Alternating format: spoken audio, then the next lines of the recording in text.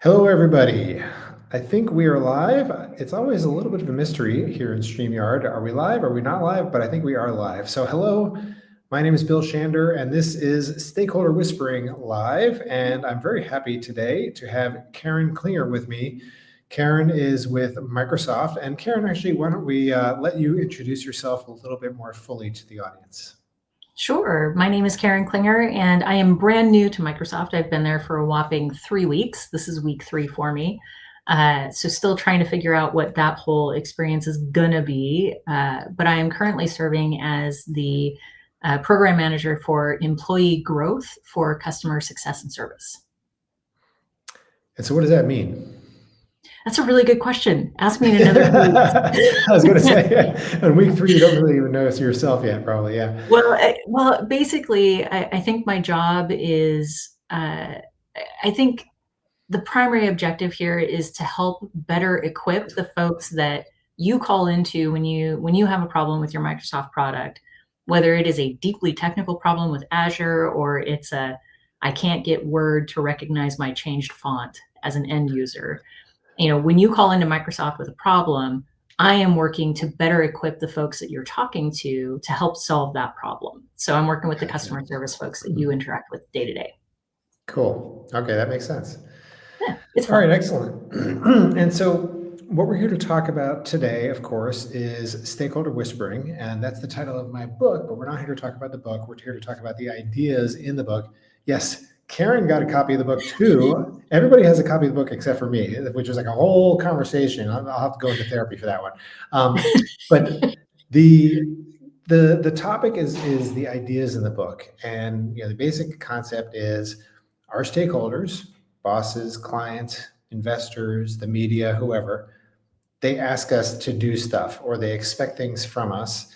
And we don't just take orders and jump to it. We hopefully maybe try to find out what they really need to do. And so I'm inviting guests like Karen here to talk about their experiences doing exactly that. So we'll start off by asking Karen, do you have any good anecdotes to share of times when you had great success or horrific disaster because stakeholders weren't fully whispered, or maybe they were and things worked out well? Yeah, when we first talked about the possibility of me doing this with you and chatting about this, the first story that immediately came to mind for me, many years ago, more years than I care to admit, I was working for a company where I basically was serving in a marketing capacity, and I was kind of a copywriter plus. I did a whole bunch of different kinds of things in the field of marketing, but our primary stakeholder came in one day and basically told us that the website sucked and that we needed to rewrite all of it.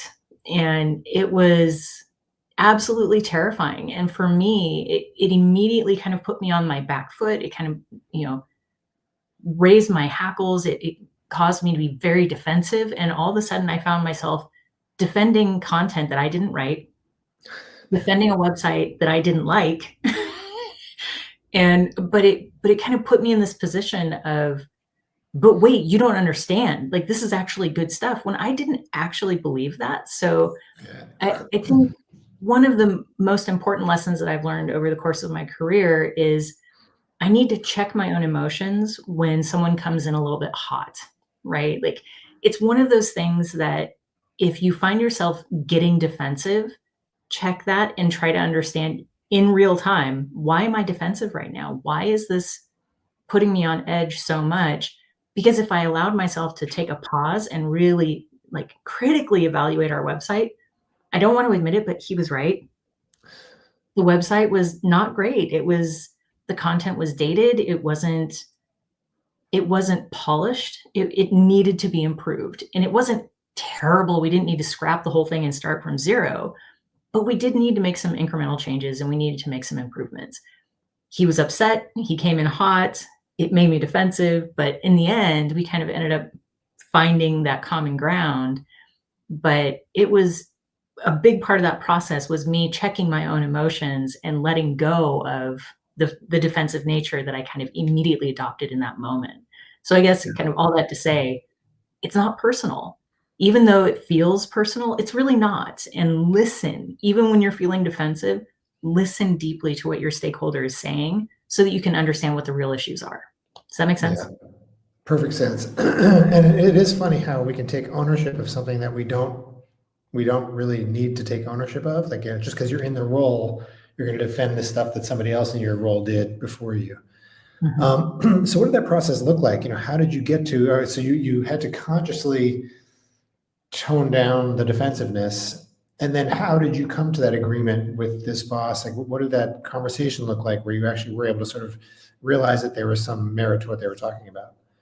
I mean, it was contentious. And it ultimately kind of what ended up happening, he came in, he kind of put us on blast that the website needed to be scrapped, and he left. And then a small group of us kind of got together, and there might have been some commiserating going on, like, "Can you believe it? How dare he?" And then, wait, wait. If we think about this, if we kind of evaluate what's going on here, if we think deeply about what is being asked of us, and maybe even more to the point, what is not being asked, but what is needed, um, kind of unwinding that a little bit. And I was not able to do that alone. That's not a I had an aha moment, the clouds parted, the angels were singing. It was none of that. It was really deep collaboration with two other people helping me to understand and kind of work through what's the real issue that we're trying to solve here? What's the real problem that needs to get fixed? And how do we do that? Yeah. And once we kind of started unwinding it, it became clear, oh, this is doable. We actually could do this. It's going to take some time, it's going to take some energy, but this is actually doable. So that's actually interesting too. So, in the book, I'm mostly talking about dealing with our stakeholders and working with them to do a lot of the work. But what you just described is sometimes you're doing that on your own. So the stakeholder comes in hot, demands this thing, and then they walk away. And then you're left to sort of figure out for yourself what's really needed. That's a fair point. Sometimes we're essentially whispering the stakeholder in absentia. And, I imagine you had to go back and talk to them again and say, okay, boss, we hear you.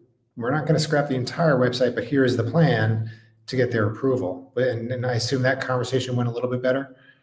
It did. And we did a lot of check-ins after that initial startling conversation, of course. Uh, but once we kind of wrapped our heads, the small team of three, once we kind of wrapped our heads around what we thought needed to happen, we did a lot of check-ins with our primary stakeholder and just touching base.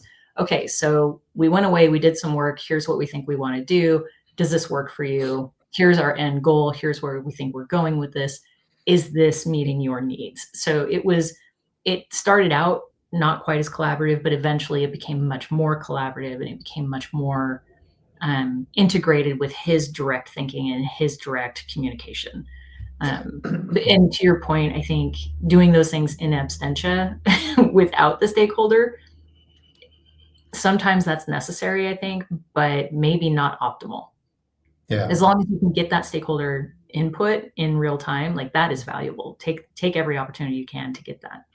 Yeah, it's interesting. I gave a presentation last night for a client, and it was about the book, talking about the ideas. And one of the questions from the audience was, "Yeah, but when I try to get time with my stakeholder, and I want to ask them all these questions, they're clearly annoyed and overwhelmed and don't have time for me. So what do we do about that?" And it's a very hard challenge, but you have to find a way to, like you just said, at least touch base, at least sort of check in and give them those quick hits of, okay, here's how the plan is progressing. I assume that you've dealt with that where it was hard to get your stakeholders time to get that feedback. For sure, and I think the larger the organization is, the more valuable people's time tends to be perceived as. I don't know that that's real, but that seems to be a perception. Yeah. And people get busy, and the perception is, I couldn't possibly take an hour to talk with you. We have to get this done in 20 minutes. Yeah.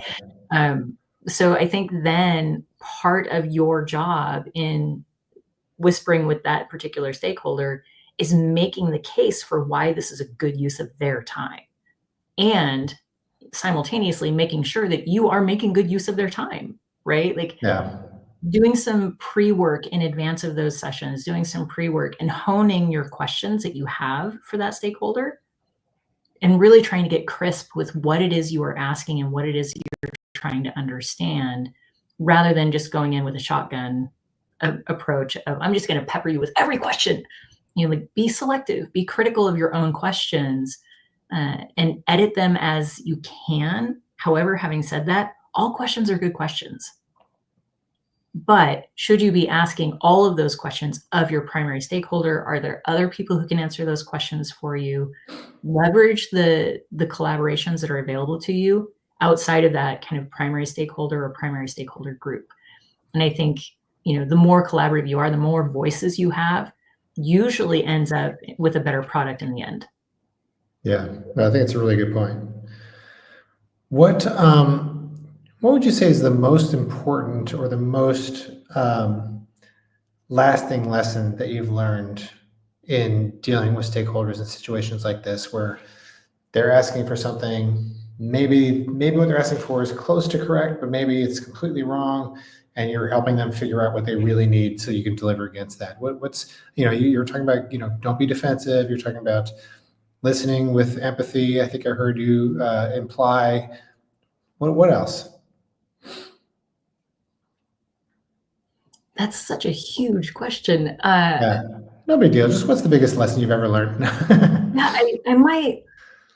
I might suggest that curiosity is powerful, and allowing yourself to be curious enough to understand what it is that your stakeholder or stakeholders in plural are asking, and understanding why.